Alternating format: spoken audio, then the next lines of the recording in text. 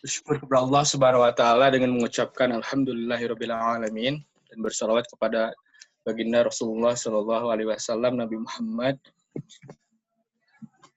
Oke, baik, sebelum kami presentasi, sudah hal yang lumrah untuk memperkenalkan terlebih dahulu. Kami dari kelompok 8 yang beranggotakan Tania, saya sendiri Tegar, dan mungkin Adif belum hadir ya di ruangan ini. Mungkin nanti dia nyusul. Baik, untuk menyingkat waktu, kami akan presentasikan tentang manajemen aset dan liabilitas pada perbankan syariah.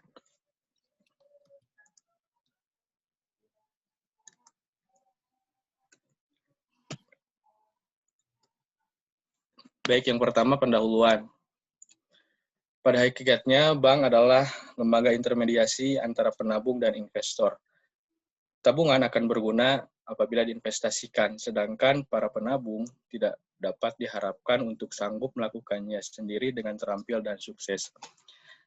Nasabah mau menyimpan dananya di bank karena ia percaya bahwa bank dapat memilih alternatif investasi yang menarik. Proses pemilihan investasi itu harus dilakukan dengan seksama karena kesalahan dalam pemilihan investasi itu akan mengakibatkan bank tidak bisa memenuhi kewajibannya kepada para nasabah. Pada umumnya, bank mengkoordinasikan fungsi tersebut melalui apa yang disebut dengan Asset Liability Management Committee atau yang disingkat dengan ALCO. Kemudian pendapatan laba yang tinggi dan resiko yang kecil merupakan salah satu target perusahaan dalam mempertahankan perusahaannya. Semakin tinggi pendapatan perusahaan tersebut, maka semakin kuat perusahaan dalam menentukan harga pasar, baik dalam bidang lending maupun funding, secara umum dan ekuitas perusahaan. Kemampuan perusahaan tersebut bisa digunakan dengan manajemen aset dan liabilitas, yang biasa disebut dengan ALMA, Asset and Liability Management, yang merupakan sisi dua neraca di mana sisi pasifa yang menggambarkan sumber dana dan sisi aktiva yang menggambarkan penggunaan dana yang harus dikelola secara efisien, efektif, produktif, dan optimal. Asset and Liability Management ini juga untuk mengelola risiko-risiko yang kemungkinan timbul dalam kegiatan bisnis sehari-hari yang dirancang sedemikian rupa sehingga dapat mengoptimalkan pendapatan sekaligus membatasi risiko aset dan liabilities dengan mematuhi ketentuan kebijakan moneter dan pengawasan bank melalui suatu organisasi. Tugas utama manajemen aset dan liabilitas adalah memaksimalkan laba, meminimalkan risiko, dan menjamin tersedianya likuiditas yang cukup. Potensi risiko yang dihadapi oleh bank konvensional juga dihadapi oleh bank syariah, kecuali risiko tingkat bunga, karena bank syariah itu sendiri tidak menggunakan prinsip bunga, melainkan prinsip profit and loss sharing yang menjadi sistem operasionalnya. Di sisi yang lain, perbankan syariah memiliki karakteristik yang berbeda dengan bank konvensional, yakni kegiatan bisnis yang hanya ada pada perbankan syariah seperti perdagangan dan gadai. Sehingga hal tersebut membawa dampak teknis yang luas pada aktivitas perbankan. Nah, sumber aset bank syariah ini dapat dikategorikan kepada aset lancar, aset kurang lancar, dan aset tetap. Fokus manajemen aset dan liabilitas adalah mengkoordinasikan portofolio aset liabilitas bank dalam rangka memaksimalkan profit bagi bank dan hasil yang dibagikan kepada para pemegang saham dalam jangka panjang dengan memperhatikan kebutuhan likuiditas dan kehati-hatian. Selanjutnya akan dipresentasikan oleh Tania. Silakan. Ya, terima kasih Tegar. Di sini kami akan mempresentasikan 4 poin ya. Yang pertama itu ada pengertian manajemen aset dan liabilitas. Kedua, kerangka proses manajemen aset dan liabilitas. Ketiga, hubungannya manajemen aset dan liabilitas dengan ALCO. Dan keempat poinnya adalah kita akan membahas tentang penerapan manajemen aset dan liabilitas pada lembaga perbankan. Nah, sekarang kita masuk ke pengertian manajemen aset dan liabilitas. Manajemen aset sendiri merupakan sebuah proses pengelolaan aset kekayaan, baik berwujud maupun tidak berwujud, memiliki nilai ekonomis, nilai komersil, dan nilai tukar yang mampu mendorong tujuan dari individu dan organisasi. Sedangkan, next.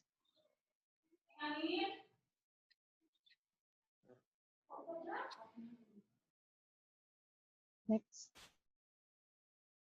Oke. Manajemen liabilitas sendiri merupakan kemampuan bank dalam menyediakan dana yang cukup untuk memenuhi semua kewajibannya, maupun komitmen yang telah dikeluarkan kepada nasabah. Nah, seperti disinggung oleh Tegar tadi, manajemen aset dan liabilitas apa sih? Manajemen aset dan liabilitas merupakan kegiatan mengoptimalkan struktur neraca bank syariah atau bank konvensional dalam kasus bank konvensional dengan berbagai alternatif yang tersedia untuk memaksimalkan laba, sekaligus membatasi resiko menjadi sekecil mungkin.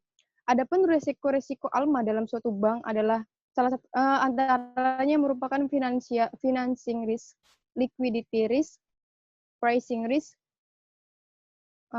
foreign exchange risk, gap risk, dan contingent risk.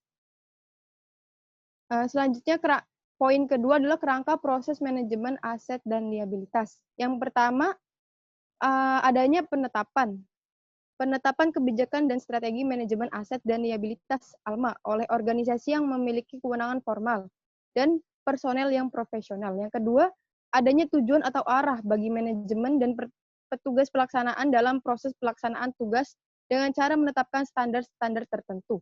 Yang ketiga, adanya pengumpulan data internal atau eksternal yang menjamin bahwa data yang terkumpul tersebut sudah cukup penunjang untuk keputusan manajemen aset dan liabilitas bank untuk jangka waktu pendek maupun panjang.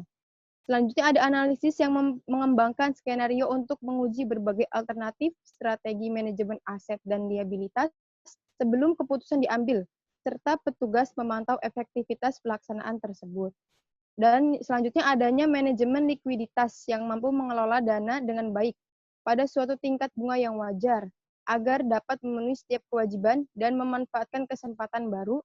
Selanjutnya ada manajemen gap yang bertujuan untuk memaksimalkan pendapatan dan memperkecil risiko yang dihubungkan dengan besarnya gap. Kemudian adanya manajemen valuta asing yang mengelola besarnya gap tiap-tiap mata uang dan antar mata uang yang tercantum dalam pembukuan bank untuk menghasilkan keuntungan maksimum dalam batas-batas risiko tertentu. Yang terakhir adanya manajemen pricing yang menjamin bahwa strategi penetapan tingkat bunga dapat menunjang proses pelaksanaan manajemen gap, likuiditas, dan manajemen valuta asing. Next. Nah, selanjutnya ada hubungan manajemen aset dan liabilitas atau biasa disebut ALMA dengan Asset Liability Committee atau ALCO. Untuk melaksanakan manajemen aset dan liabilitas framework tersebut, kerangka-kerangka tersebut perlu dibentuk organisasi manajemen aset dan liabilitas pada suatu bank yang disebut dengan ALCO dan ASG. Next. Nah, adapun tanggung jawab ALCO adalah 4 poin tersebut: menetapkan tujuan, memantau kegiatan, membuat keputusan manajemen aset dan liabilitas, dan menelaah hasil kebijakan manajemen aset dan liabilitas. Selanjutnya, beberapa kriteria berikut harus dipenuhi oleh tim atau ALCO. Yang pertama, semua anggota ALCO harus terlibat dan mengerti bahwa strategi ALMA adalah strategi menyeluruh dari aset dan liabilitas. Kemudian, semua anggota ALCO harus terlibat dalam pencapaian anggaran yang direncanakan. Kemudian, semua anggota ALCO harus berfokus kepada hasil mendatang serta memberikan saran dan pendapatan pemecahan. Yang keempat, semua anggota ALCO harus saling berhubungan dalam kaitannya dalam pencapaian tujuan. Next. ALCO harus merupakan keterpaduan dari seluruh bagian yang ada di bank. Semua bagian harus mempunyai sistem yang mampu memberikan informasi yang tepat, terbaru, dan tepat. Selanjutnya, semua anggota ALCO harus mempunyai semangat pembaharuan, mengetahui kemungkinan-kemungkinan yang akan terjadi, serta mampu mengantisipasi kemungkinan yang akan terjadi. Kemudian, semua anggota ALCO harus berpandangan luas dan saling mendukung tanpa prasangka buruk. Next. Nah, poin selanjutnya adalah penerapan manajemen aset dan liabilitas pada lembaga perbankan.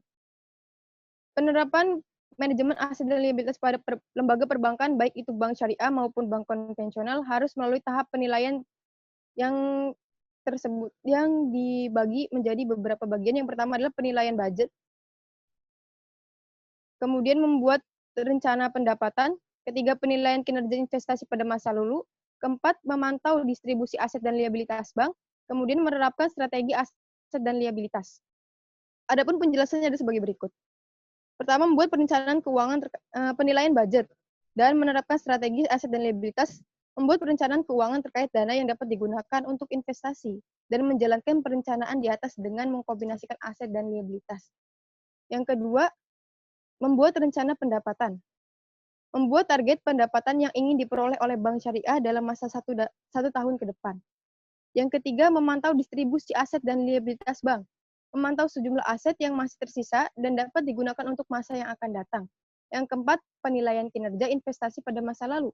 Memprediksi kemungkinan-kemungkinan yang akan terjadi atas segala kebijakan yang diambil oleh pihak bank. Next.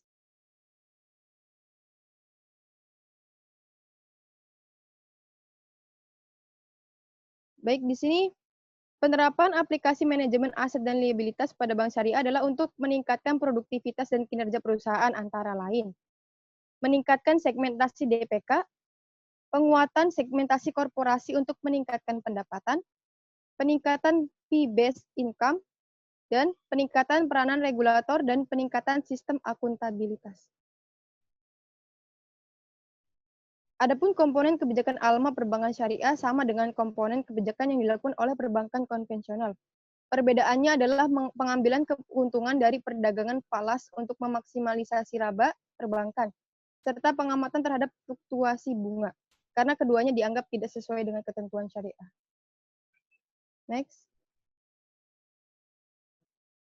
Likuiditas bank syariah banyak bergantung pada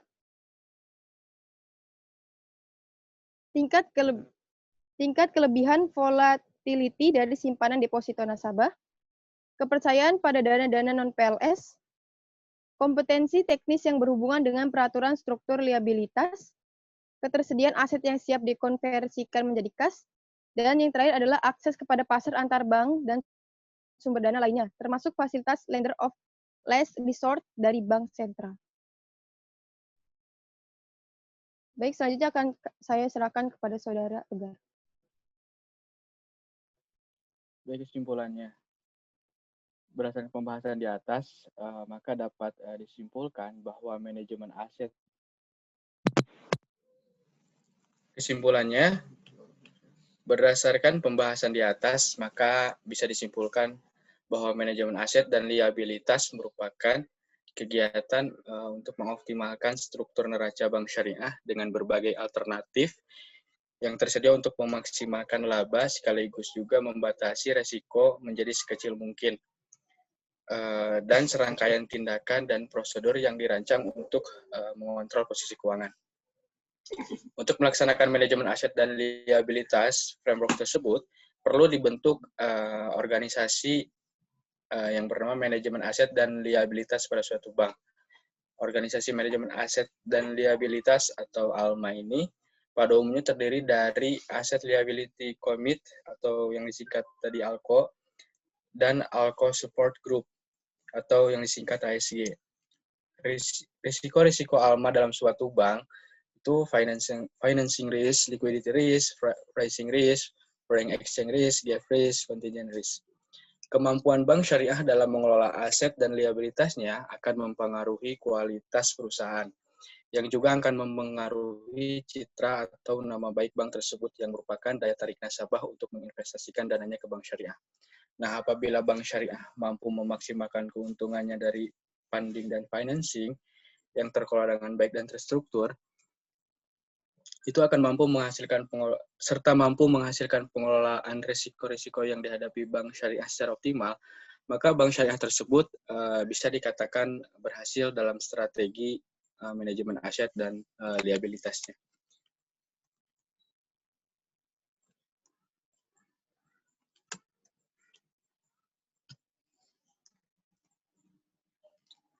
Mungkin cukup sekian dari kelompok kami. Kurang lebihnya mohon maaf. Terima kasih atas perhatiannya. Jika ada yang ingin ditanyakan, kita akan berdiskusi. Terima kasih. Wabillahi taufiq wal hidayah. Assalamualaikum warahmatullahi wabarakatuh. Waalaikumsalam warahmatullahi wabarakatuh. Nah kan ada kelompok pembahas nggak ini? Siapa kelompok pembahasnya?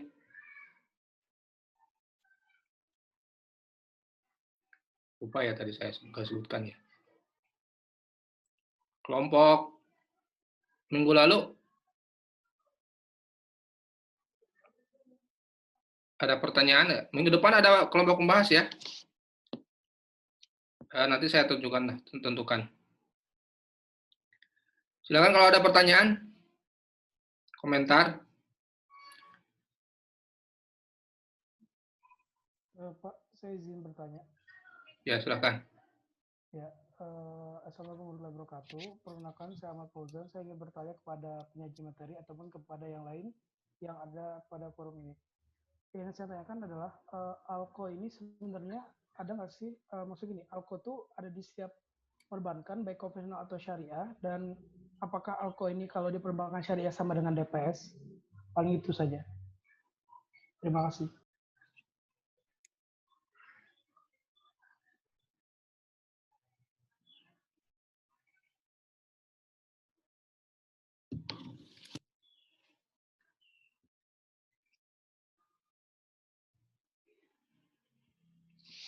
Silakan.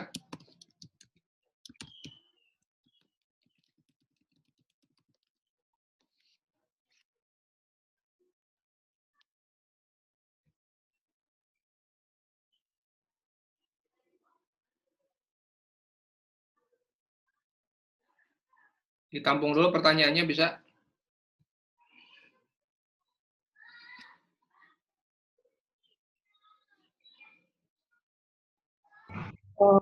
Apakah suara saya terdengar?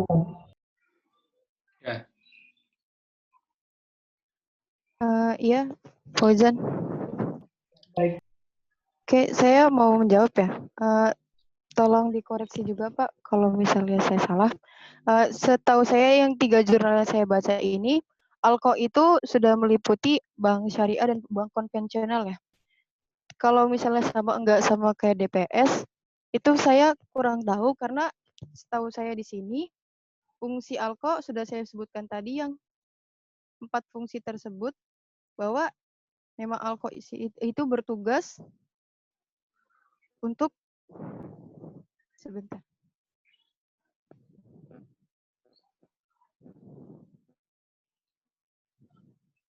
Ya, menetapkan tujuan, membuat keputusan manajemen aset dan liabilitas, memantau kegiatan, menelaah hasil kebijakan manajemen aset dan liabilitas. Nah, itu jadi kalau dilihat dari fungsi ALKO sendiri, itu lumayan beda ya dari DPS. Jadi kalau saya simpulkan, ALKO itu nggak sama kayak DPS. Mohon koreksinya, Pak. Terima kasih. Gitu, Pak Ujan.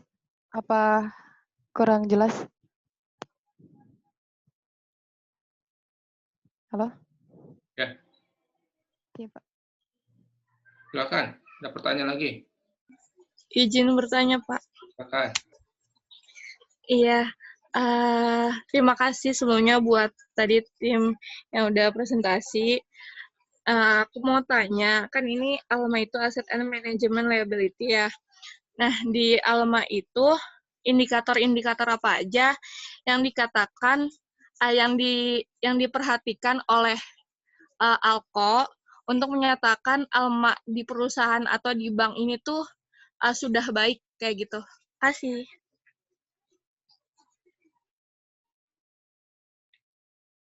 Baik. Ada lagi pertanyaan?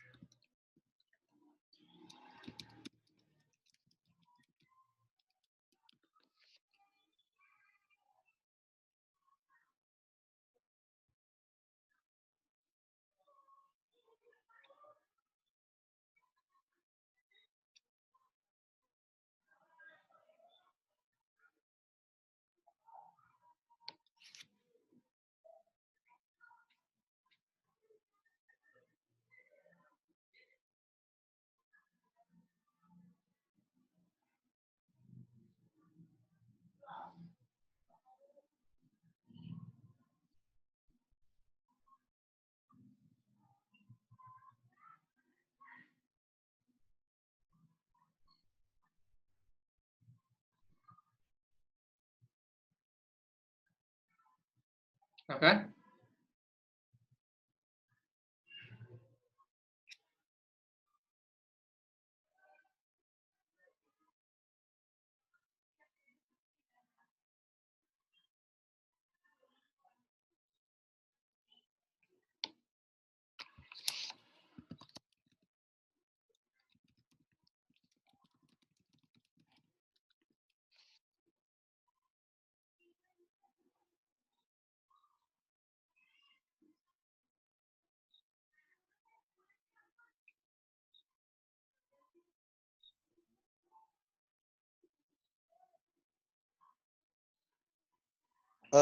Tegar keluar, Pak.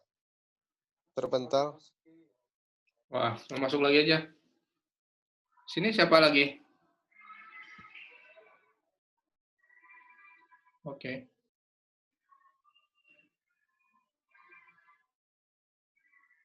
Siapa ada apa tadi Tania ya? Silakan Tania ada ini.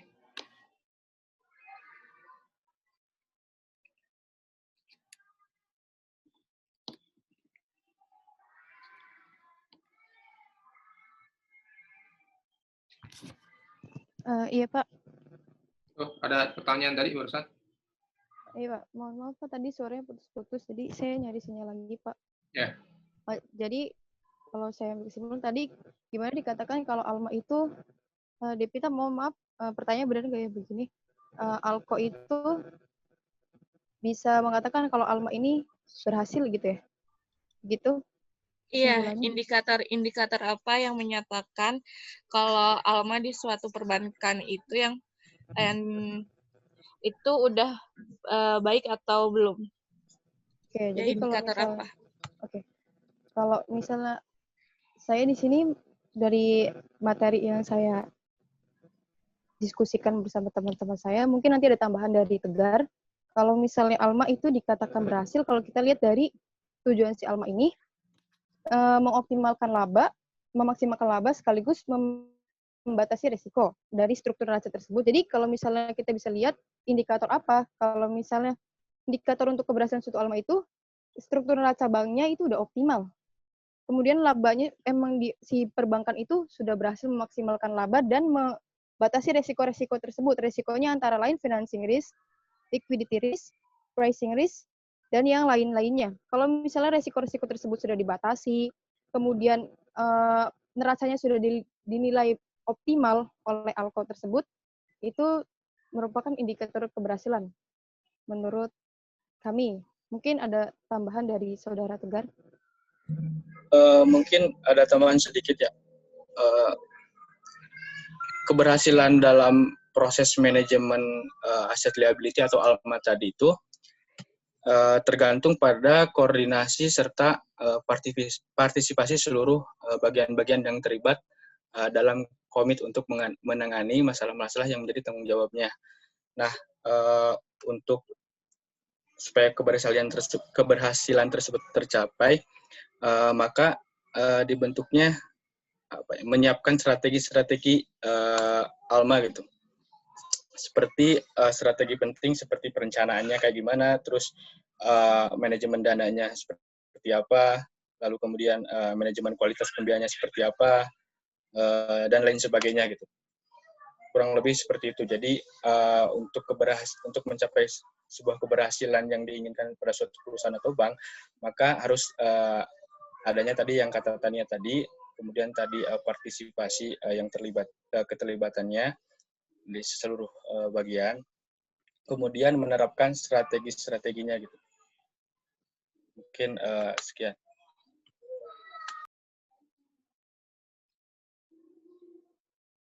Baik. Oke, baik. Tegar, Tanya, makasih.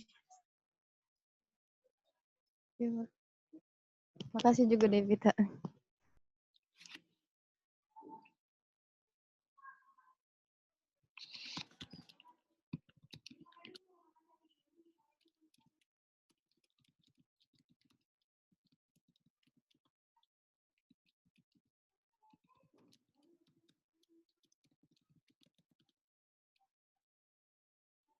Silakan ada pertanyaan lagi?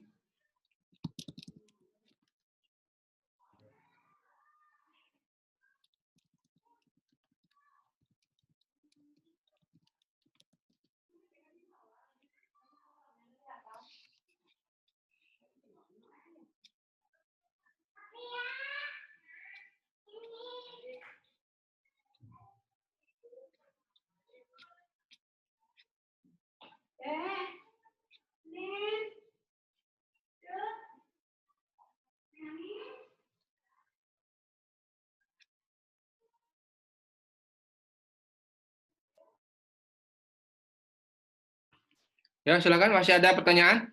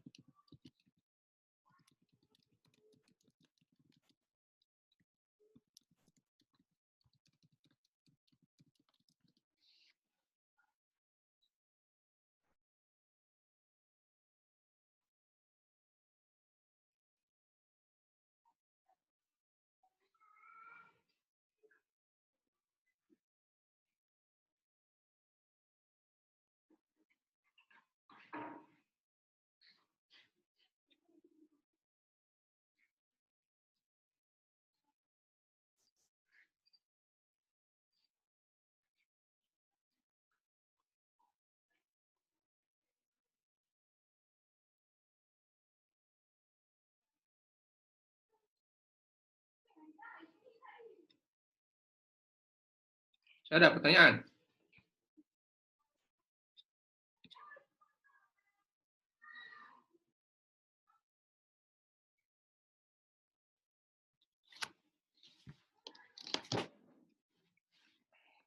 Baik, terima kasih ya kepada kelompok 8, Tegar, Tania, satu lagi siapa tadi? Evita, Adit, Pak. ya, iya. Oke, atas presentasinya terkait ALMA ya, ALMA Asset Liquidity Management atau ALM, juga ada yang nyebut ALM, atau juga ada yang menyebut manajemen aktiva pasiva ya. Manajemen aktiva pasiva banyak ya. Saya sudah share ya itu di grup WA ya, paper-paper yang bisa kita baca ya terkait ALMA ini. Ini sebenarnya sudah lanjutan dari sebenarnya kuliah minggu lalu ya, bahwa tentu semua entitas perusahaan ya, entitas bisnis tentu punya aset, punya liabilitas. Hanya saja karakter khusus dari lembaga perbankan ya sebagai lembaga intermediasi keuangan ya, di mana bank itu kan mengumpulkan dana dari nasabah atau pihak ketiga yang lain gitu ya. Dan ini dikelola lalu kemudian menjadi aset bank gitu ya. Nah, ini tentu aset and liability manajemennya ini lebih kompleks ya. Lebih kompleks, dan ini justru menjadi indikator keberhasilan yang utama gitu ya. Kalau dalam produksi mungkin aspek perusahaan produsen itu mungkin aspek produksinya yang utama gitu ya. Itu ya. Kalau bank ini tentu justru ALMA-nya ini yang menjadi prioritas utama gitu ya. Bukan aset tetap atau produk, bank tidak berproduksi. Ya. How they manage ya liability and how they manage aset ya. Dalam artian terkait liability ada risiko, terkait aset ada juga risiko ya. Risikonya tentu risiko ekonomi ya, risiko ekonomi bisa kehilangan sumber daya, atau performa sumber daya kita kalau sisi aset ya itu jauh ya, lebih rendah ya kinerjanya, misalnya profitabilitasnya itu lebih rendah daripada bank yang lain. Kan kemarin kita sudah bahas ya, ada profitability atau rentability ya, atau bahkan solvability-nya gitu ya. Kemarin kita sudah bahas juga ada ATMR ya, aset tertimbang menurut risiko. Ya. Nah, ini terkait ini juga sebenarnya ya. Salah satu konteks dari ATMR itu apa? Ya, aset itu tidak dihitung total asetnya, tapi juga sudah diboboti ya. Atau namanya RWA kalau bahasa Inggris itu. Weighted asset ya. Ada weighted asset, risk weighted asset ya. Jadi aset yang sudah sudah diboboti dengan risikonya masing-masing. Risikonya apa? Biasanya dilihat, kemarin sudah kita bahas ya. Risikonya ada risiko liabilitas, ada juga ada risiko risiko liquidity ya, tidak liquid ya. Dengan risiko, bahkan risiko kalau kita simpan di SBSN misalnya, dengan risiko kita dengan menyimpan di entitas yang lain itu kan berbeda. Itu ya, ada sehingga tertimbangnya atau weighted-nya itu akan berbeda-beda ya. Kemarin sudah kita bahas, ada yang 20%, ada yang 0%, ada yang 50%, bahkan ada yang 100%. Ya. Itu kira-kira penerapan prinsip dari asset and liability management ya. Kita memiliki indikator-indikator tertentu ya. Bahkan indikator-indikator dasar ya yang terkait misalnya ROA, return on asset tuh kan. Return on asset, return and equity itu kan masuk ke sini juga sebenarnya. Jadi ada indikator-indikator tertentu untuk melihat performa dari ALM ini ya, atau ALMA ini ya. Performa daripada ALMA. Jadi yang dilihat tuh performanya dan bagaimana risikonya. Ya. Ada orang bilang high return, high risk, betul, tetapi sebenarnya bisa juga kita itu low risk, at least low risk standard return ya, atau low risk high return bisa juga.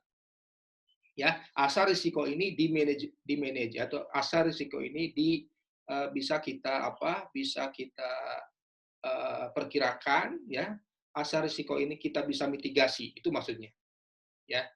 Jadi kenapa saya sering ungkapkan ya, kenapa kita berani growth, kita berani injak gas di jalan tol, karena kita sudah punya risk mitigation.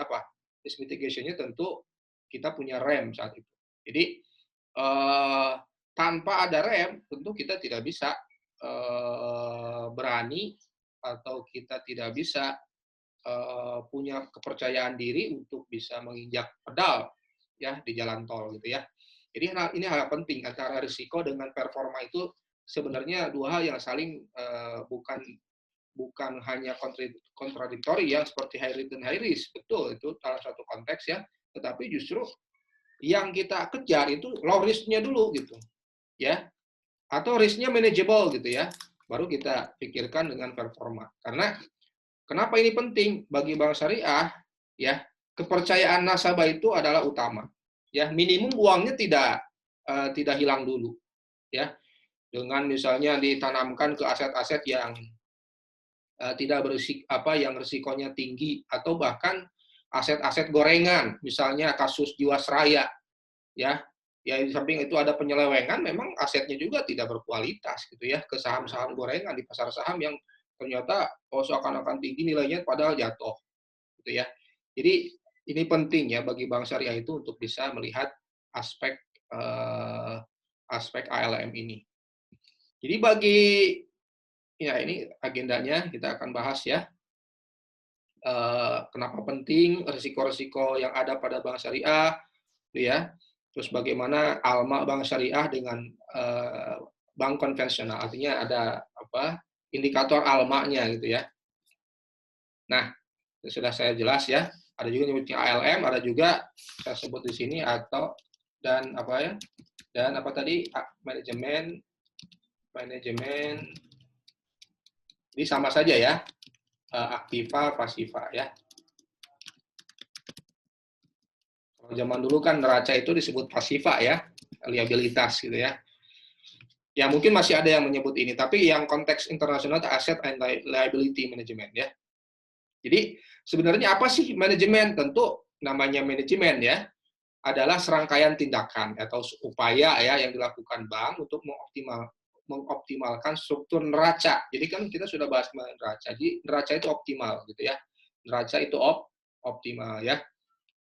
Optimal itu ya banyak halnya kan. Kalau optimal pun dua hal sebenarnya. Bisa sifatnya maksimisasi ya profit gitu ya. Bisa juga minimisasi biaya atau risiko gitu ya. Walaupun to some extent itu tidak kita menganggap bahwa ayo kita seminimum mungkin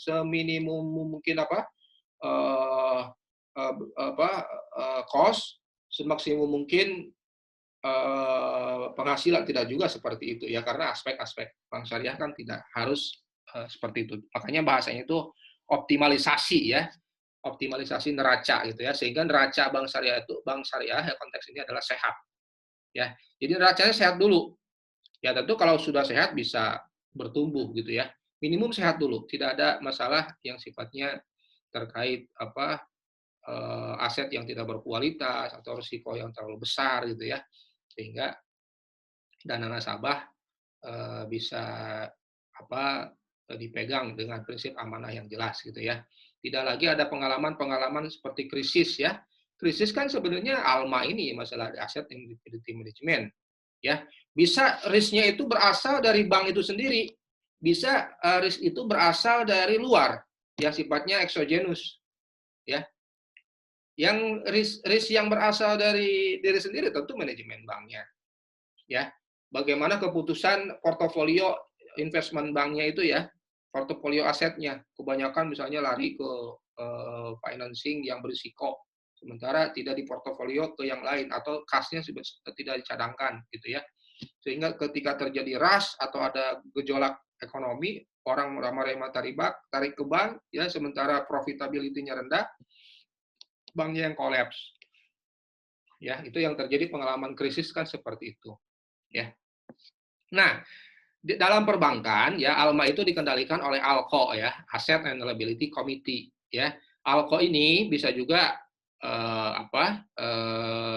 berasal dari unit kerja, jadi tidak harus ada panitia khusus ya, tetapi tergantung manajemen bank syariah itu ya menunjukkan tergantung dengan level manajerialnya juga gitu ya, apakah ini misalnya ex officio, jadi misalnya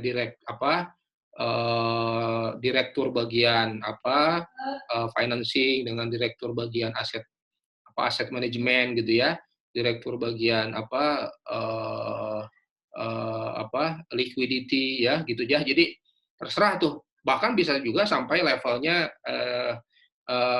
diketuai oleh satu CEO sendiri gitu ya. Jadi tergantung levelnya. Kalau di BSM misalnya, atau yang besar, bank syariah yang besar itu mungkin sudah ada ya setingkat yang CFO atau CEO yang langsung membawahi ALMA ini gitu ya. Karena ini tuh harus dibahas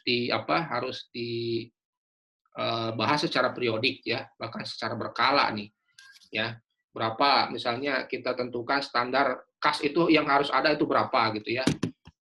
Kas profitability itu kan terlihat tuh ya, kalau misalnya yang fixed term gitu ya, fixed asset gitu ya, kayak ke sukuk ini kan terlihat kapan datangnya, gitu, berapa rate yang akan kita terima gitu ya. Lain hal nanti misalnya dengan financing yang sifatnya mudorobah, tetapi kan bukan hanya financingnya, tetapi DPK kita juga kan ada yang mudorobah. Jadi sebenarnya mismatch antara financing dengan DPK gitu ya di bank syariah itu mestinya lebih rendah ya. Karena apa? Yang tadi disebut ya, bahwa interest risk itu exposure-nya rendah, tidak ada makanya. Tapi ada juga risiko yang lain, terutama terkait liquidity risk itu ya, liquidity risk. Itu kira-kira ya gambarannya.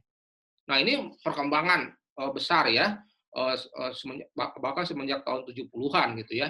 Ini pengaruh ada regulasi perbankan di dunia internasional. Kita tahu misalnya ada Basel ya, Basel Agreement ya, yang ada Basel 1, Basel 2 gitu ya. Nah, ini tuh sebenarnya Basel itu ke sini ya. Bahkan kalian tuh kalau misalnya tertarik di dunia perbankan gitu ya, ini ada ini mahal sekali ya bayarnya itu. Pelatihan manajemen risiko ya, risk management ya. Bahkan ada badannya, BSMR ya, Badan Supervisi Manajemen Risiko. Nah, ini dilihat mungkin kalau mereka ada mensupervise satu perbankan, satu bank itu bisa disurvise bagaimana ALMA-nya di satu bank itu. Ya. Di bank syariah memang fluktuasi suku bunga dan nilai tukar itu suku bunga tidak ada ya, tapi nilai tukar kan masih ada. Artinya ALMA itu masih ada. Kalau kita misalnya bank syariah, DPK-nya atau financing-nya dalam nilai tukar asing, nah kita harus memperhatikan bagaimana fluktuasi nilai tukar ini. Karena nilai tukar kan kita tidak bisa atur sendiri. Ini kan kita price taker kan. Kita menerima apa adanya saja, itu berapa nilai tukarnya. Gitu ya. Jadi ini perlu juga. Nah, karena bank itu semakin terbuka ya, semakin globalize sekarang, sehingga risikonya juga semakin besar exposure-nya karena sudah bertransaksi secara internasional dengan menggunakan mata uang asing ya, dengan berbagai macam portofolio aset bukan hanya domestik dan juga internasional, sehingga prinsip-prinsip dalam ALMA ini kemudian semakin berkembang gitu ya. Bahkan ada teori corporate financing. Jadi sekarang itu financing itu kan tidak harus ke nasabah retail ya, tapi corporate. Itu tuh ini harus diperhatikan, dan biasanya jangka panjang gitu ya, biasanya jangka panjang gitu ya. Jadi ya ingat lagi, Bank Syariah itu kan investment manager ya. Jadi investment manager. Jadi sebagai manajer investasi kita itu harus melihat berapa uang yang kita kelola ya, nanti berapa dari aset ini bisa kita hasilkan sehingga melahirkan profitability gitu ya. Meningkatkan kebutuhan modal ini juga kan karena apalagi dengan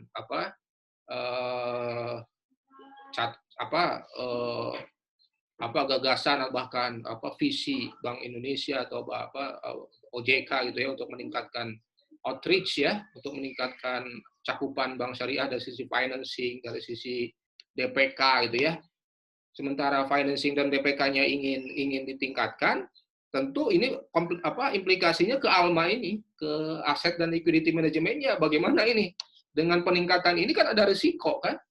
Ibarat kita balon gitu kan. Kalau semakin kita ditiup, tentu risiko meletusnya juga semakin ada gitu, semakin besar gitu kan.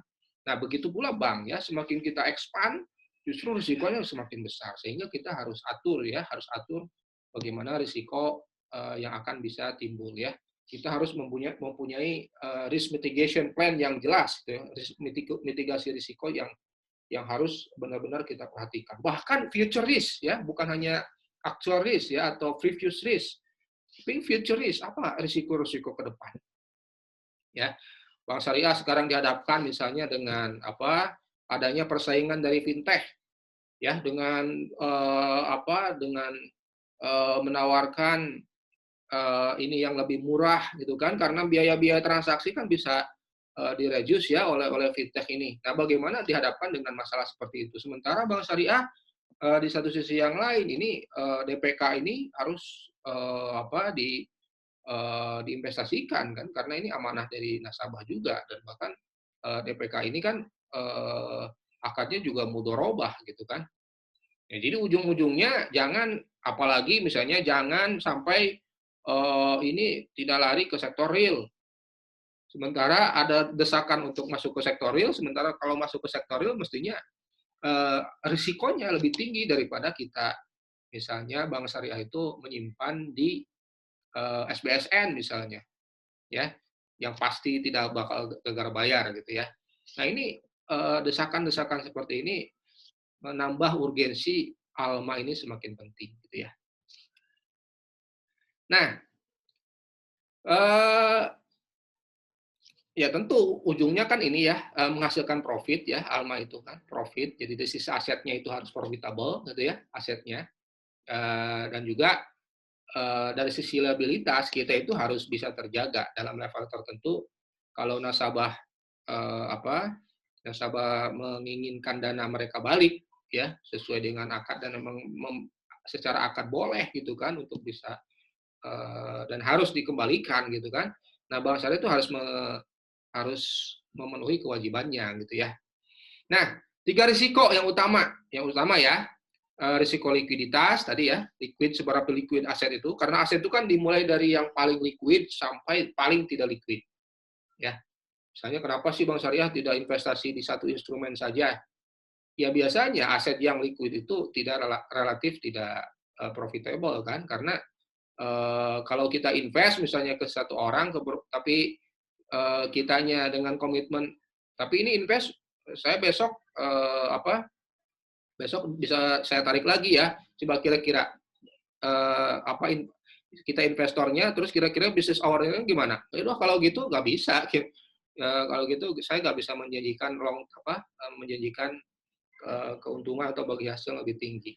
Jadi semakin liquid, semakin bank itu ingin liquid asetnya itu, maka semakin biasanya tingkat nisbah bagi hasilnya juga tidak semakin tidak besar gitu ya. Tetapi di satu sisi yang lain, likuiditas itu penting juga karena ini dananya dana nasabah, sehingga harus kita atur.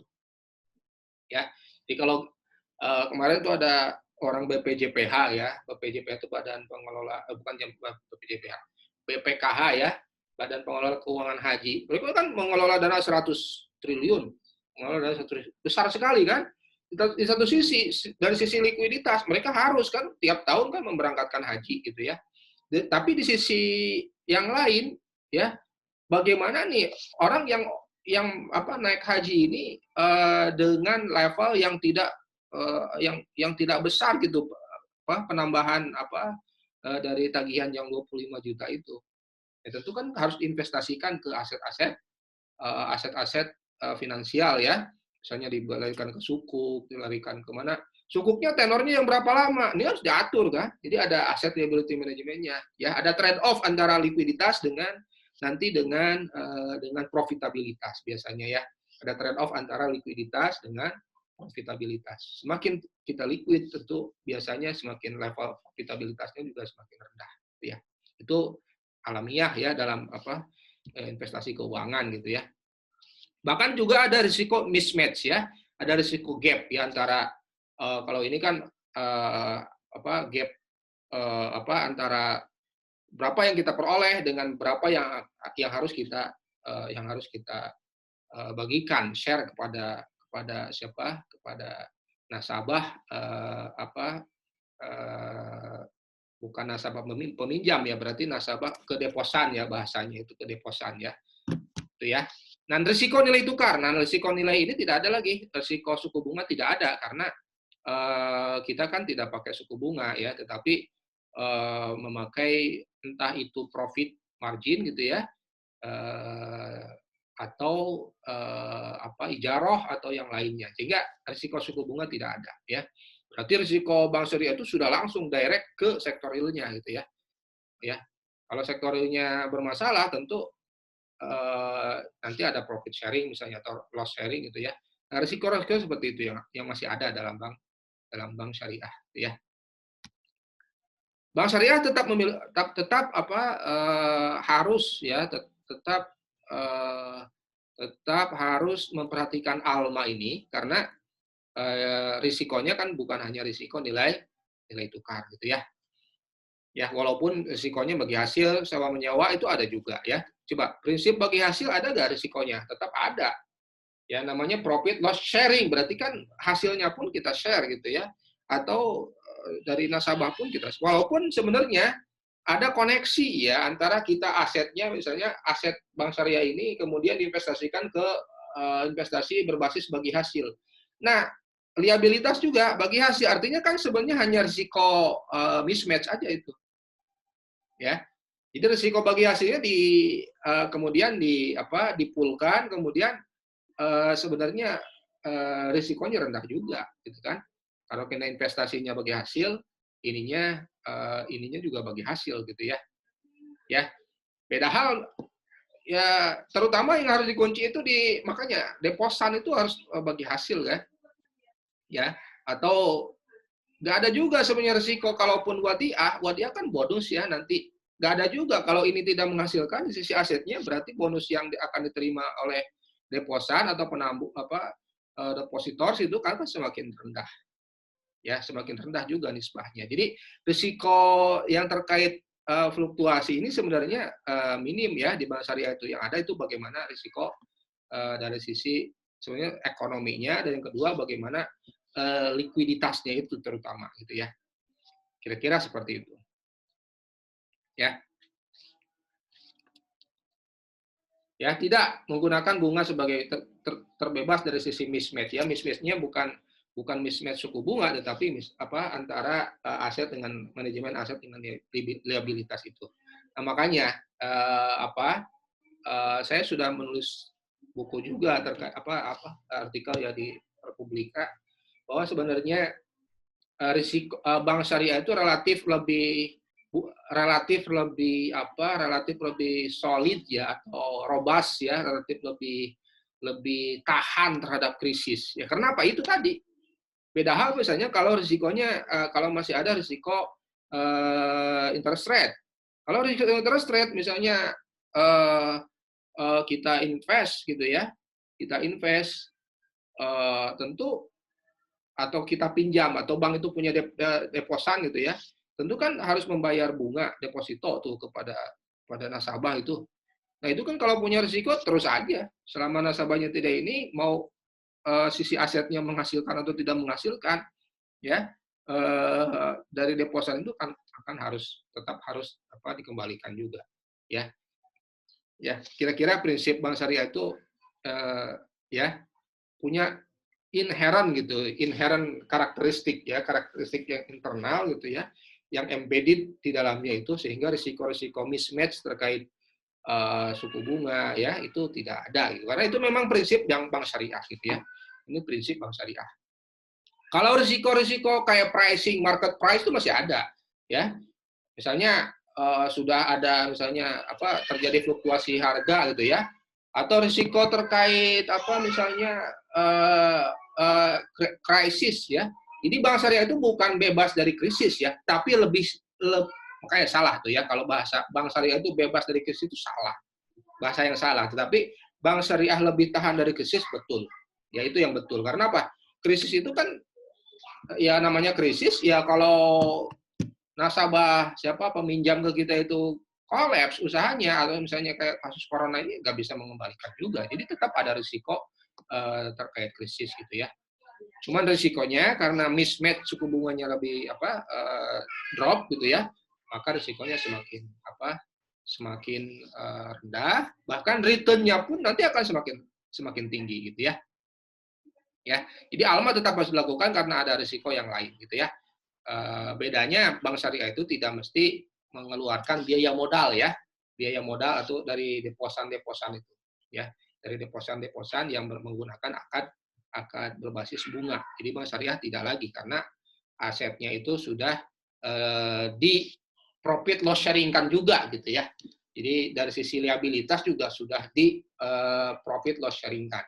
Ya, dari sisi aset di profit loss sharing-kan sebagian, atau dari fixed term boleh ke SBSN, tetapi dari sisi terutama liabilitas ini sudah di fix di profit loss sharing-kan juga, sehingga berapapun berapapun penghasilan atau ini bank syariah ini akan kemudian didistribusikan kepada nasabah. Bahkan ada misalnya risiko yang lain terkait bencana dan seterusnya, ada juga manajemen asuransi dan seterusnya ya. Jadi aset itu diasuransikan juga gitu.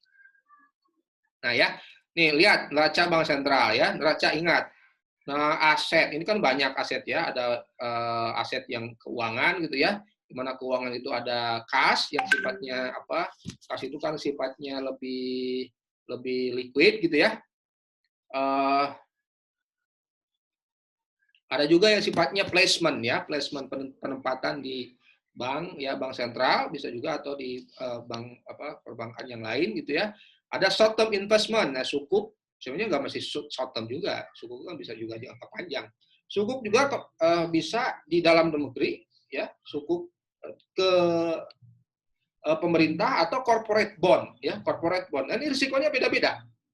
Kemarin sudah dijelaskan ya bagaimana menimbang ATMR itu ya, aset tertimbang menurut risiko. Ini disesuaikan dengan disesuaikan dengan profil risiko dari masing-masing instrumen keuangan tersebut. Bahkan ada lembaga pemeringkatnya.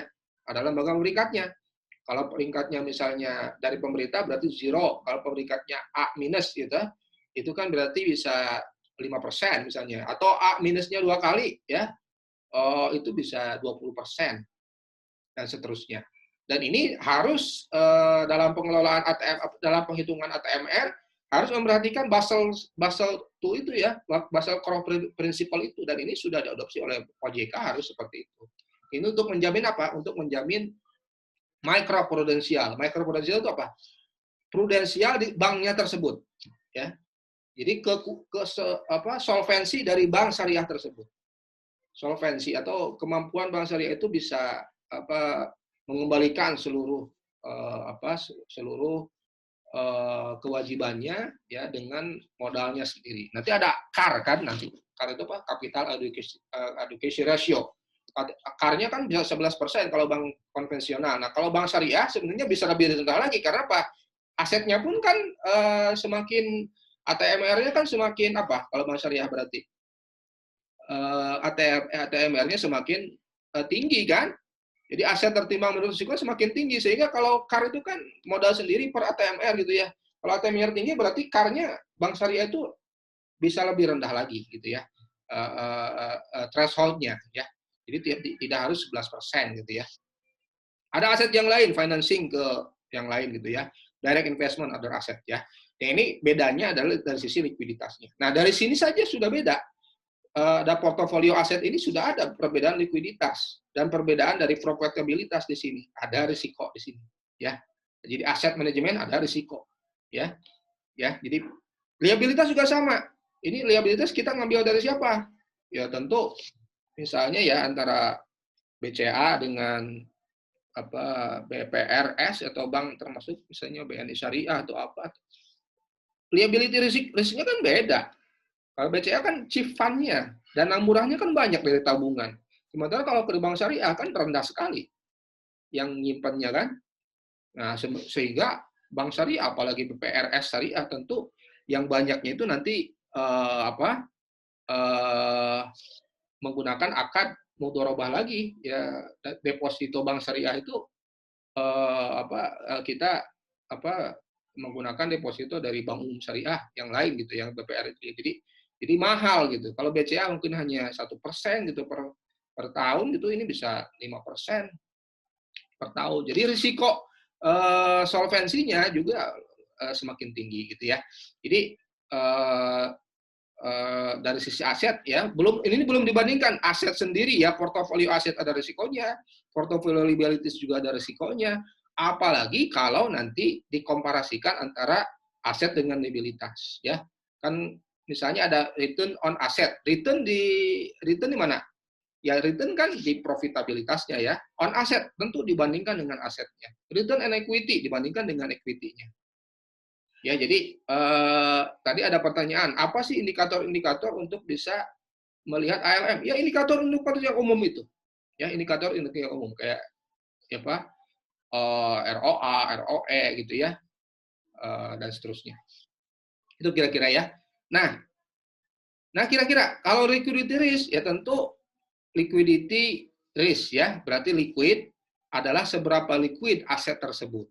Ya, tentu ini kan penjumlahan dari liquid aset yang liquid dengan estimated ya, acquired liquidity based on liability sources ya, yang bisa kita terima nih yang liquid nih ya, per estimated liquidity needs ya. Jadi liquidity risk itu biasanya seperti ini ya. Nah, ini harus lebih besar dari bilangan tertentu yang harus ini ditentukan oleh manajemen berapa ya. Jadi semakin tinggi risikonya, semakin tinggi risiko likuiditas, semakin bahaya juga gitu ya. Ya. Nah, bagaimana performa ini dari bin Abad ya? Ternyata performa return fluktuasi, jadi semakin fluktuatif itu semakin buruk ya. Jadi semakin fluktuatif semakin buruk ya. Jadi ternyata antara konvensional bank dengan Islamic bank ini risiko ya dari fluktuasi return itu lebih besar di konvensional bank. Kalau di bank syariah relatif risikonya itu agak stable gitu ya, risikonya itu. Jadi ini ya karena inherent tadi bahwa risiko ini kan hanya kita mengkombinasikan dua aset profit loss sharing misalnya ya dengan liabilitas profit sharing. Beda dengan kalau di bank konvensional. Di satu sisi memang bisa return-nya tinggi gitu ya, bank konvensional itu. Tetapi kan di sisi yang lain tingginya risiko return, tingginya return itu juga dikompensasi dengan tingginya fluktuasi. Jadi silakan memilih yang mana, agak stable atau Ibarat kita meminjam ke bank syariah dengan, bukan minjam, melakukan pembiayaan ke bank syariah dengan konvensional kan relatif, di bank syariah kan relatif fix gitu ya, sama gitu ya, walaupun mungkin agak mahal sedikit gitu ya, tapi konteks risikonya kan rendah gitu kan, jadi stable gitu. Beda hal misalnya kalau kita meminjam ke bank konvensional, mungkin fixed rate akan ya dalam 3 tahun suku bunganya itu mungkin fix ya, misalnya berapa 7% gitu atau 8% gitu ya, seakan-akan lebih rendah, tetapi ternyata suku bunga ini fluktuatif juga, jadi fixed term-nya hanya dalam 3 tahun atau 5 tahun. Setelah itu baru fluktuatif, dan ini disesuaikan dengan fluktuasi daripada BI rate gitu ya, atau suku bunga yang lain, disesuaikan dengan kondisi ekonomi. Tapi kalau bank syariah, karena tidak ada risiko interest rate, kalau di sini kan bagi hasil atau bahkan profit atau margin dari murabahah, tentu nggak mudah bisa predictable kan, sehingga tinggal dibagi saja marginnya ke tiap bulan. Ya pantas gitu ya, dari sisi fluktuasinya juga rendah gitu ya, tetapi walaupun ya return-nya bisa mungkin bank konvensional bisa lebih tinggi, tetapi yang dikejar kan kita stability gitu ya, stability-nya yang lebih, dan itu pun bisa diatur juga kalau lebih baik kecepatan standar kecepatannya stabil tapi selamat, atau ada fluktuasi gitu ya, tetapi kita sangat berisiko gitu kan. Jadi itu ya kira-kira gambarannya. Nah, ini sudah dijelaskan ya bahwa aset itu tadi ada yang liquid, ada yang tidak liquid ya. Jadi ini kan sudah tidak liquid nih, ya, musyarakah financing, qardul hasan. Ini risikonya beda-beda nih. Risikonya beda-beda, sehingga ATMR-nya juga akan berbeda gitu ya. Ini semakin liquid semakin zero risk gitu ya. Tapi kan kalau semakin kita simpan di kas, buat apa? Karena nggak ada hasilnya kan nanti. Ya. Atau kita ya udahlah masuk ke corporate ke government bond, tapi itu juga lebih kalah dengan misalnya ketika kita melakukan akad mudharabah dengan misalnya financing ke sektor ke perusahaan yang profitable kan. Beda kan. Jadi semakin rendah likuiditasnya gitu ya, semakin sangat liquid itu biasanya semakin rendah juga profitability-nya gitu ya. Ada juga yang sifatnya repurchase of debt ya, ini salah satu bentuk aset yang lain gitu ya. Coba ya kalian cek lagi balance sheet of Islamic Bank ya, kuliah SKPS yang lalu, bahkan di situ ada ATMR sudah saya coba simulasikan untuk bisa dihitung ya. Nah ini ada credit risk ya. Ya credit risk itu sebenarnya financing risk ya, ini bahasanya itu financing risk ya. Karena kalau credit risk kan di bank syariah relatif tidak ada gitu ya. Atau kredit atau financing risk lah gitu yang lebih mudah itu ya. Ada nggak risikonya? Ada masih. Dan ini risiko financing risk di bank syariah itu lebih rendah daripada bank konvensional. Kenapa? Ada transfer sebagian dari risiko bank syariah itu kepada depositor. Ya namanya juga profit and loss sharing gitu ya, ada risiko yang ditransfer kepada bank konvensional. Bahkan kan di liabilitas kan juga ada dana syirkah temporer kan. Di dana syirkah temporer itu kan sebenarnya lebih transparan. Artinya apa? Itu kan sebenarnya transferring fraction of risk gitu kan. Jadi dana syirkah, ini syirkah kan syirkah gitu kan, musyarakah di situ. Ada dana yang dimana risikonya itu sebenarnya dibagi juga gitu ya. Risiko risiko financing dan juga risiko likuiditasnya gitu ya.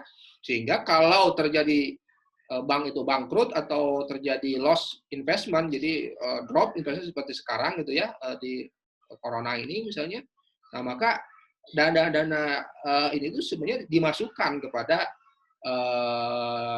account cost-nya ya, account biayanya gitu. Jadi ada ada dana yang biaya yang kemudian bukan dibagi hasilkan, dibagi rugikan gitu ya. Itu idealnya seperti itu. Jadi tetapi secara umum bahwa risiko financing di bank syariah itu relatif lebih rendah ya daripada bank konvensional gitu ya. CAR-nya seperti apa? CAR-nya tadi. CAR kan ini ya, C1 plus C2 plus risk weighted asset gitu ya. Nah, di bank syariah capital adequacy ratio-nya itu ya, itu itu mestinya lebih rendah daripada bank konvensional. Karena apa? Karena apa? Nah, di RWA-nya ini kan, RWA-nya itu risikonya kan semakin rendah juga ya. Risikonya kan rendah. Berarti kalau risiko rendah berarti kan weighted-nya semakin rendah kan, bahkan ada yang 0 misalnya, 0% kali weight asetnya. Nah, semakin besar ini kan semakin besar penyebut ini, maka akan semakin kecil dari CAR itu. Ya. Jadi semakin kecil dari CAR itu. Nah, berdasarkan perhitungan bahwa karena RWA-nya itu besar di bank syariah, maka di bank syariah itu CAR itu tidak harus 11%. Nah, ini cukup 8% sebenarnya. Jadi jumlah modal sendiri yang harus ada itu tidak harus disisihkan itu 11%. Ya, tetapi cukup lebih rendah dari itu kira-kira ya. Jadi capital adequacy ratio Islamic Bank itu bisa lebih kita bisa ada toleransinya gitu ya, ada toleransinya. Itu kira-kira ya. Ini implikasi dari asset liability management juga gitu. Ya. Nah, bagaimana profitability-nya? Ini ada modelnya dari Bijabad itu ya. Bisa kalian baca itu ya. Di mana hasilnya itu nanti ujungnya nih bahwa ada efisiensi ya, ada financial efisiensi di bank syariah gitu ya. Sehingga yang menyebabkan bahwa liquidity risk di bank syariah itu, liquidity risk dari PLS itu ya, itu lebih rendah daripada liquidity risk di bank konvensional ya, di interest rate. Itu ya kan tadi sudah ya liquidity risk-nya. Demikian pula karena tidak ada aset yang tidak efisien gitu ya, maka akan menyebabkan peningkatan financial improvement ya dalam sirkulasinya, sehingga jadi risiko ya risiko dari bank syariah itu akan semakin rendah juga ya, risiko karena apa? Outstanding claims pool-nya. Nah, ini bisa juga kalian cek ya tulisan saya ini mathematical assessment ya.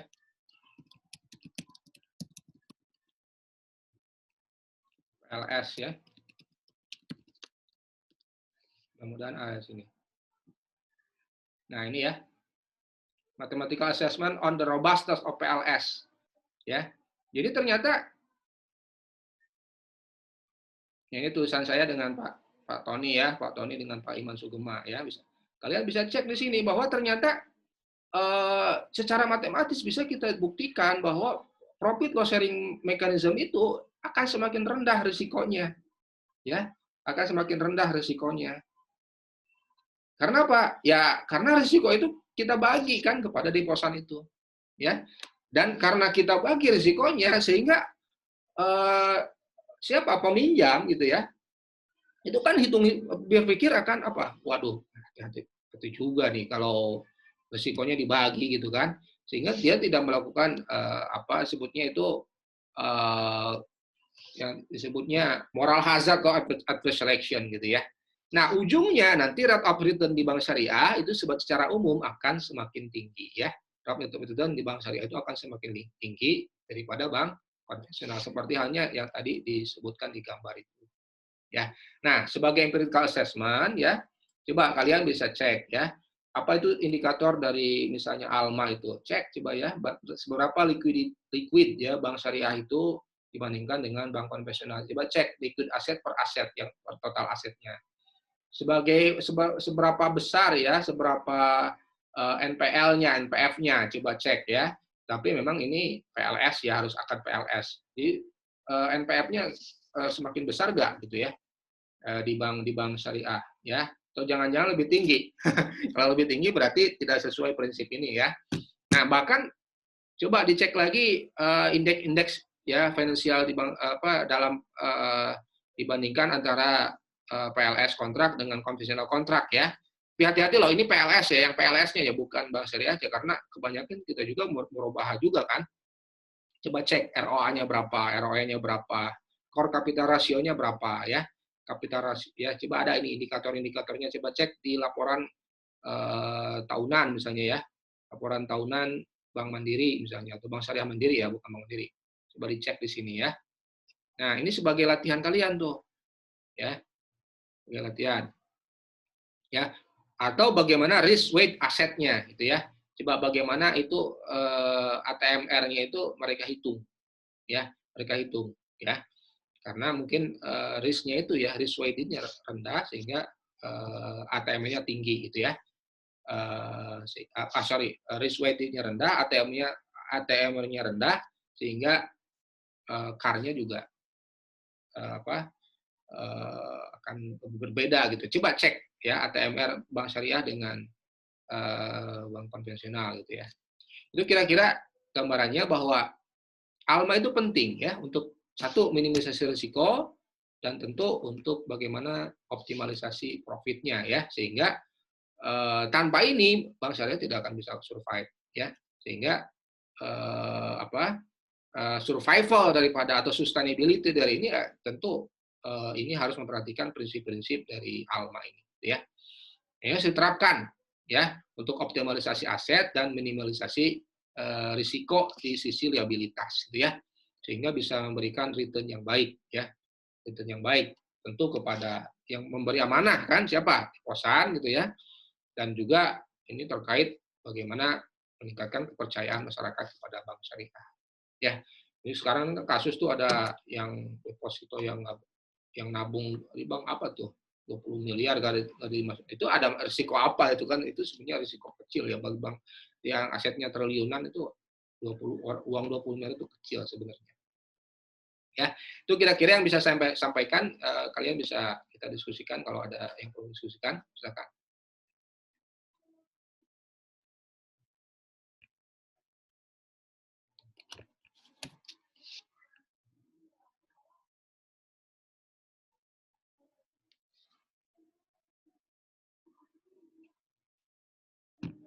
Ada pertanyaan?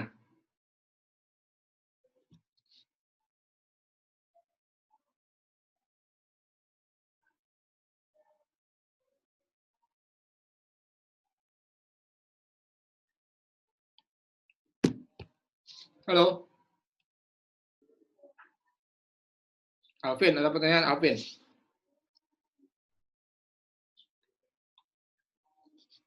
Tidak, Pak. Tidak, kamu ngerti apa udah jelas? Udah jelas atau belum ngerti? Udah mengerti ya? Belum mengerti semua sih, Pak. Cuman lagi berusaha mengerti. No idea. Kan macam-macam orang nggak bertanya itu. Bisa karena sudah ngerti banget. Iya, saya yang itu, Pak. Belum ngerti, Pak. Yang mana? Yang Iya, belum ngerti banget? Iya, belum ngerti banget, Pak. Udahlah, nanti kamu baca lagi ya. Atau Pak, siap. paper-papernya silakan juga dibaca. Dan ini topiknya yang menarik ya. Dan ini riset-riset terkait ini itu tidak akan berhenti ya. Karena ya pasti manajemen likuiditas dan manajemen aset itu adalah hal yang pokok ya dalam bank syariah. Nah, ada misalnya riset terkait ini ya, determinan tuh ya. Nih. Nah ya, determinan misalnya ke profitabilitas, determinan dari rentabilitas, ROA, ROE gitu ya, dibandingkan dengan bagaimana profil dari sisi likuiditasnya, profil manajemennya, GCG-nya, dan seterusnya. Itu ya. Jadi sebenarnya riset-riset, kalau kalian senang ke sistem keuangan gitu ya, nah ini nggak ada habisnya riset terkait ini itu, ya tidak ada habisnya. Ya.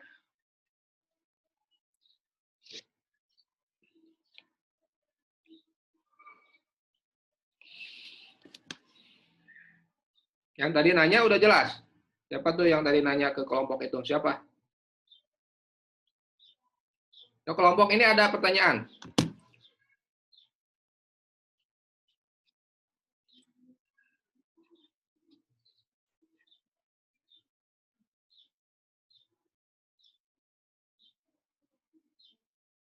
Jadi sebagai gambaran deskripsi ya. Jadi biasanya untuk penelitian tuh banyak tuh ya yang dicek itu profitabilitasnya ya, rentabilitasnya. Tentu juga ada debt equity rasionya yang dilihat. Jadi profit DER ini debt equity ratio semakin tinggi debt tentu kan dibandingkan dengan equity maka kan semakin semakin rendah kan net profit ya, net profit dan juga return ya on aset dan return and equity-nya. Nah, bisa dilihat tuh tiap bank itu profil-profil dari indikator-indikator tadi itu apakah itu merupakan sumber daripada performa bank tersebut itu dianggap bagus atau tidak. Tadi ada pertanyaan indikator kriteria-kriteria tertentu ya, kriteria yang ada itu ya bisa ditentukan oleh komisarisnya gitu ya, bisa ditentukan oleh direkturnya ke bawahannya bahwa kita harus menjaga misalnya level ROA-nya seperti ini, ROA-nya berapa, CAR-nya berapa, gitu ya, LDR-nya berapa ya, deposit ratio-nya. Dan ini kan indikator keuangan yang lain dan itu pasti hubungannya membandingkan antara aset dan liabilitas ya, aset dan liabilitas ya, return dari aset dengan kewajiban terkait liabilitasnya itu.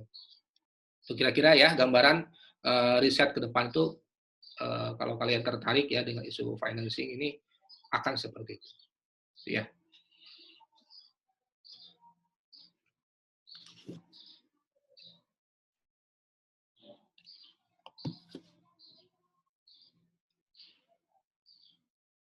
Tegar, ada pertanyaan nggak Tegar? Yang udah keluar lagi.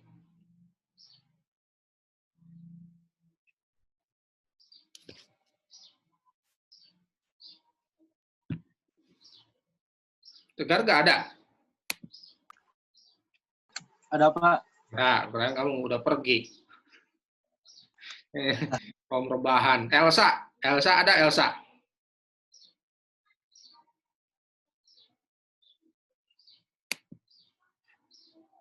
Elsa ada Elsa? Cukup, Pak. Oke, enggak saya sambil ngabsen deh. Tania udah ya tadi ya. Izudin, ada Izudin? Hadir, Pak. Oke. Baik, kalau tidak ada pertanyaan, kalian bisa bisa baca lagi ya jurnalnya. Ya, itu banyak sekali isu-isu yang sangat penting, apalagi kalau kalian ingin bekerja di OJK misalnya, atau di BI, atau kerja di perbankan gitu ya. Rasio-rasio seperti ini yang harus kita lebih familiar ya. Demikian dari saya. Kalau tidak ada pertanyaan, kita tutup dengan pembacaan hamdalah. Alhamdulillahirrahmanirrahim. Dan doa kepada Tuhan Majelis. Subhanakallahumma wa bihamdika. Sekian, Assalamualaikum warahmatullahi wabarakatuh. Waalaikumsalam warahmatullahi wabarakatuh. Waalaikumsalam. Terima kasih, Pak. Terima kasih, Pak. Terima kasih, Pak. Ya. Terima kasih, Pak. Ya. Saya close ya. Saya Ya. share.